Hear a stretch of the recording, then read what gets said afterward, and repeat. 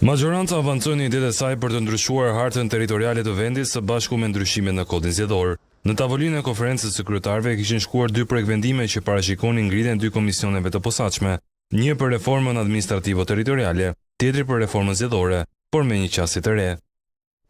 Nisma tjetër ka të bëjë me komisionin e posaçëm të reformës administrative territoriale. Në formë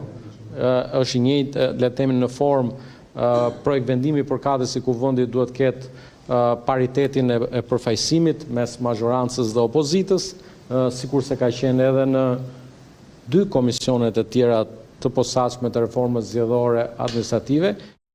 Ky zotim i kryetarit të grupit parlamentar socialist dhënë të hënën e kësaj jave, rezultati mos ishte i vërtet pasi me propozimet e reja, majoranca as nuk e ka çuar ndërmend paritetin e numrave në komision dhe as të drejtën që ka pasur tradicionalisht opozita në të tilla komisione, atë të vetos në ana e bashkëkryetarit.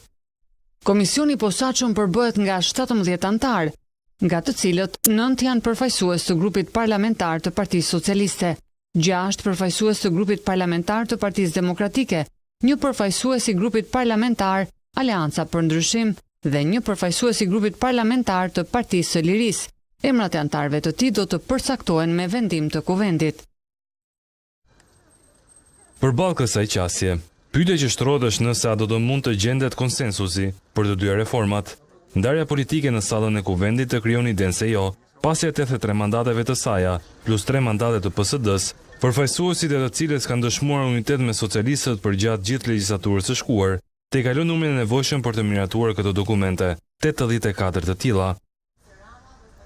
Nga ana e tyre, socialistët kanë treguar gjithashtu se kur kanë numrat, nuk e mendojnë dy herë për të kaluar aktet. Diçka të tillë e bën në 2020-ën, duke ndryshuar edhe kushtetutën, por edhe në 2014-ën, duke ndryshuar hartën territoriale të vendit me LSI-n, atëherë në koalicion, ndërsa demokratët përballë këtij realiteti do të kenë disa ditë më shumë kohë për të menduar se çfarë do të bëjnë, pasi ngritja e komisioneve u shtyp për mbledhjen e ardhshme të konferencës së kryetarëve.